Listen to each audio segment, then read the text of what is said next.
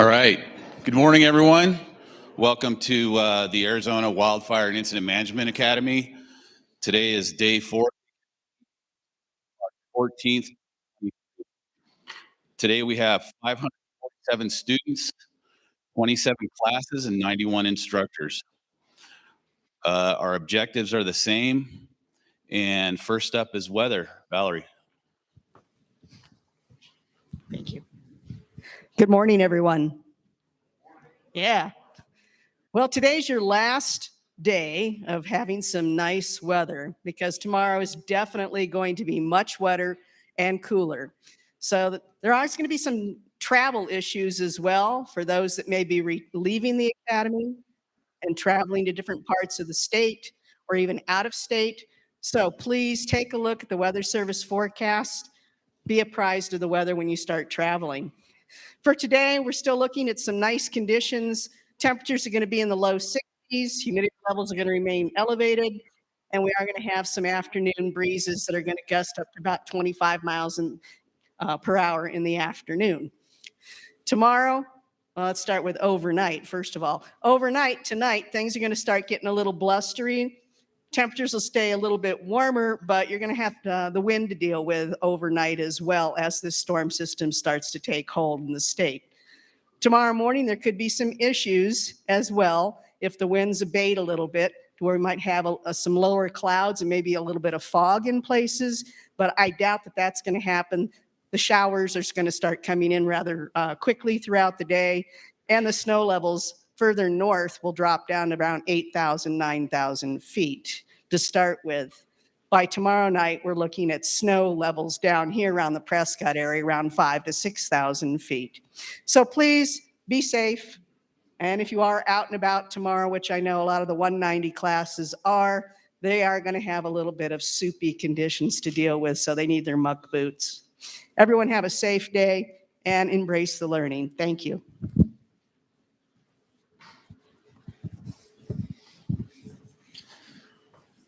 Good morning. I'm Colin Port, Operations Section Chief. This morning we have 27 classes, 4 new classes, 8 ending. We do have some field day activities going on with the basic group, L280, 212 Alpha, and the RX classes. So they'll be moving around campus and some of them off campus. If you are in the UTV class, you are supposed to be at CARTA.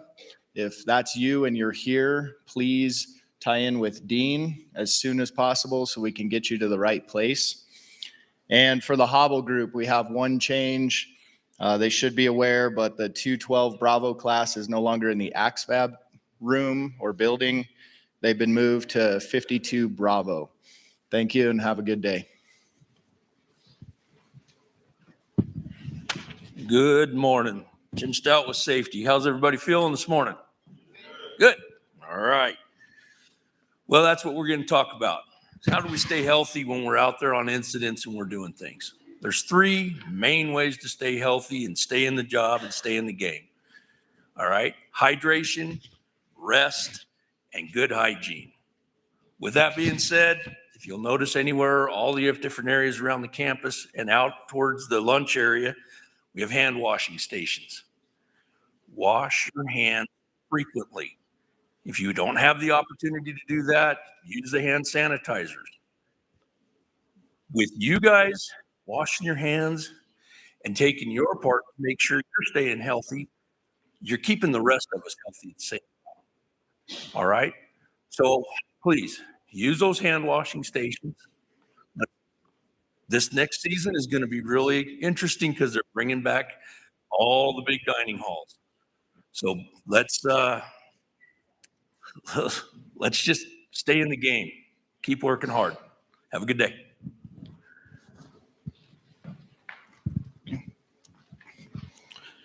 Good morning, Dave Lake, Communications.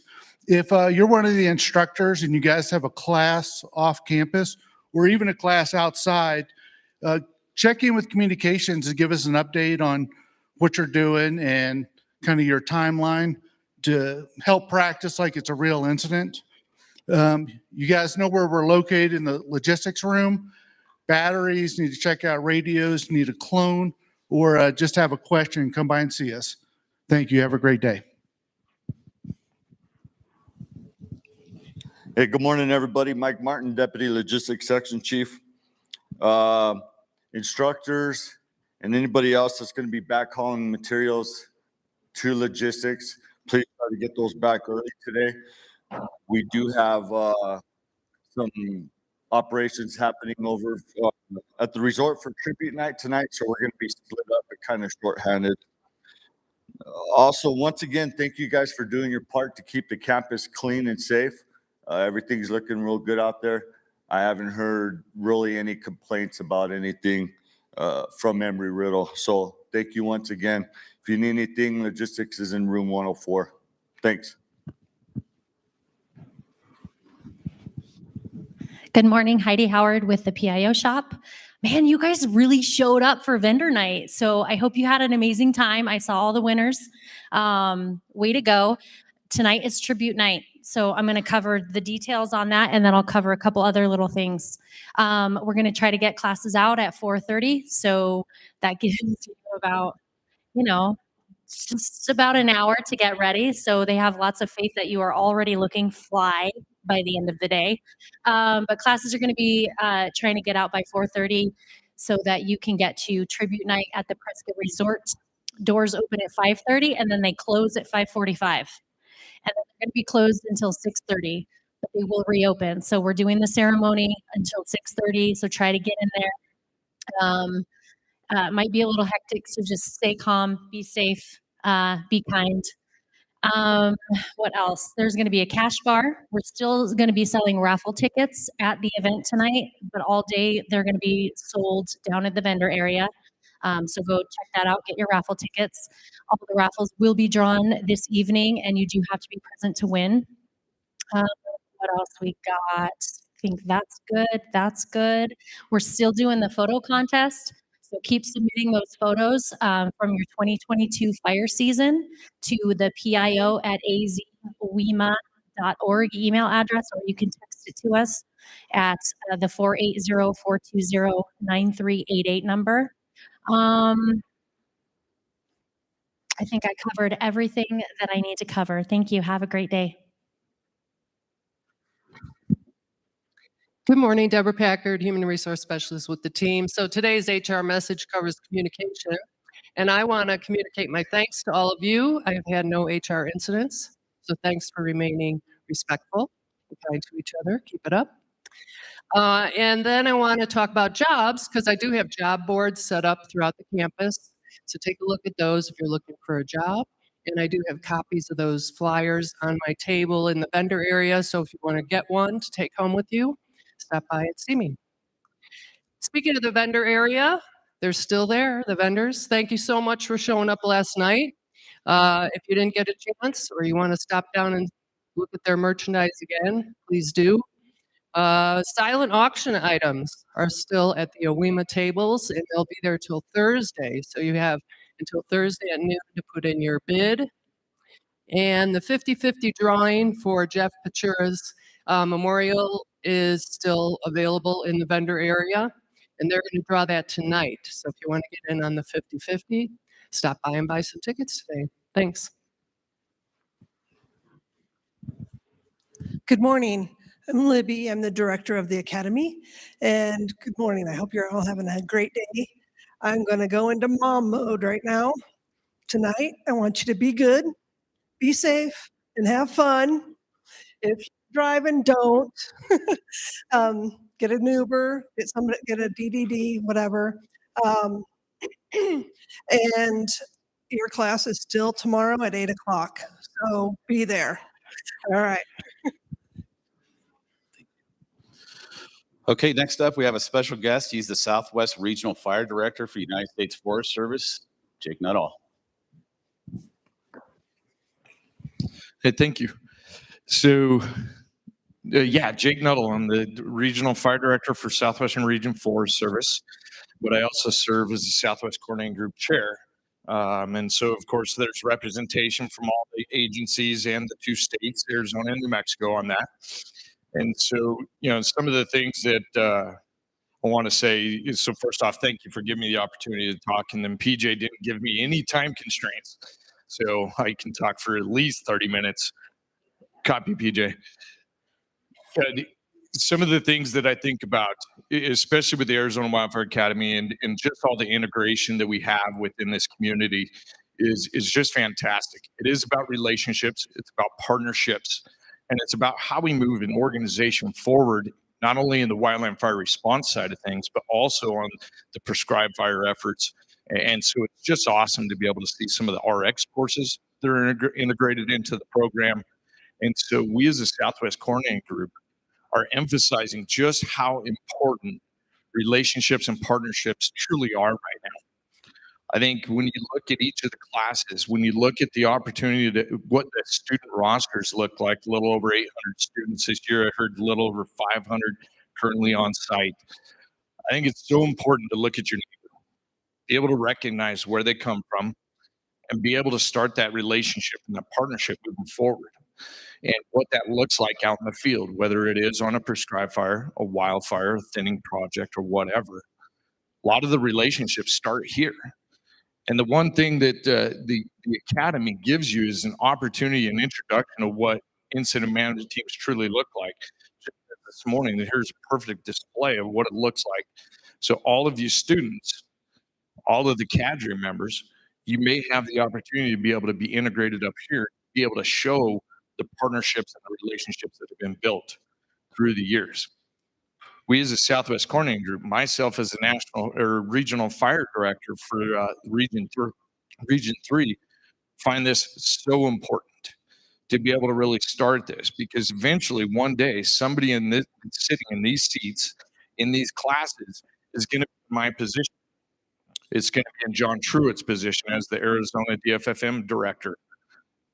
We will see a new fire director out of this community coming through this academy into one of these roles, and you don't choose that. You're guided. You're built off of what mentors are established throughout your career. So this is a foundational opportunity to be able to not only attend the academy, but also represent wherever you come from, not only your family, the agency, the contractor that you may work for. It's representation of all. And so that's all built off of partnerships, relationships. So that's how we're really going to move forward. The other thing I just wanted to highlight real quick, and you guys heard it. So the change in weather, right? The change in how we're actually going to see the mess halls this year. We also see a change in our organization. The pressures that we feel today, they're real. The work is not stopping, and everybody that is here is a part of it. It was interesting talking to PJ this morning about the kind of the theme of aware. Being aware is really the opportunity to embrace the change and how to move it forward. You guys may have heard about CIM, another significant change. You heard about the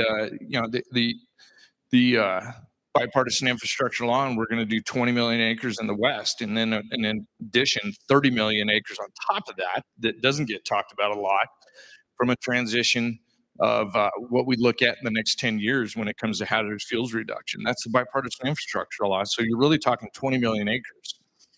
The idea is that we're not going to be able to burn our way out of it, but it's a significant change because it's a significance of education, right? Being able to get in front of folks and be able to understand what we're doing, and then being able to really move forward on what hazardous fuels reduction means so we can make a change within the wildland fire community and how we respond.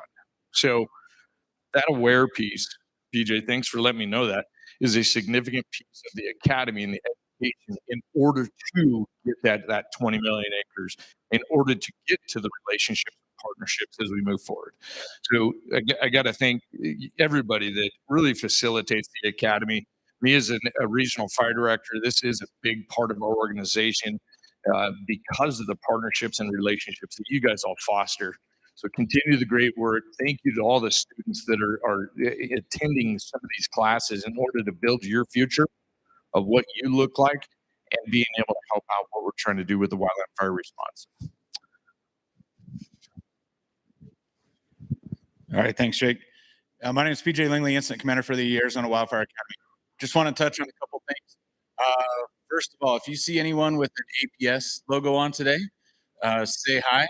They're friendly. They only bite a little bit, so they do carry visitors. So just watch your space. No, we've got some folks out there on campus today, so say hello to them. Tribute night tonight. Doors will close at 5:45. So if you're not there, the doors will be closed.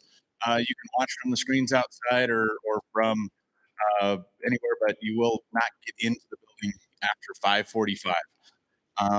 And like Libby said, class starts promptly at 8 tomorrow. So whatever you got to do tomorrow morning, make good decisions tonight to make it by 8 o'clock tomorrow. Or more importantly, have a designated adult with you to make good decisions for you. Copy? Okay. Along the lines of aware. So now that we've done the A, the W, now we're on to the second A, that's the application. And the application is the when and where. So in your classrooms today, I want you to discuss, when you're talking about situational awareness, how does when and where fall into building that situational awareness? That is now how we start to get to the meat and potatoes of when we're going through that circle, when we start to decide whether we continue to make the full circle or we're going to shortcut this and have to reset. So in your class today, focus on the application, the when and where. One more housekeeping issue, the Jeff Pichura Memorial, that actually got changed. They're going to draw the tickets Thursday morning here at briefing. They also added an item as part of the raffle, so go see them. If you didn't know who Chief Pichura was, go over there, talk to him.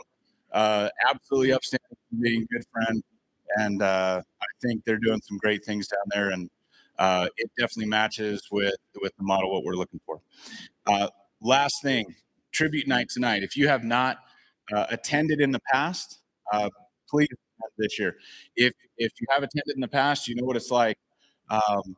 It is a night to honor and remember our folks that we've lost, but it is not a sad evening. It is a night to remember them with good memories and have a little fun with the friends we do have here with us today. That being said, your lanyard, just like lunch, when you have to have a lunch ticket, your lanyard gets you into tribute night. So bring your lanyard and your name tag to tribute night tonight. So while you're wearing your orange tuxedo, purple ruffles, whatever your style is for Heidi, make sure you got your lanyard with you to get into tribute night. With that, have a great day. Thanks. Thank you. That concludes this morning's briefing, and have a safe and educational day.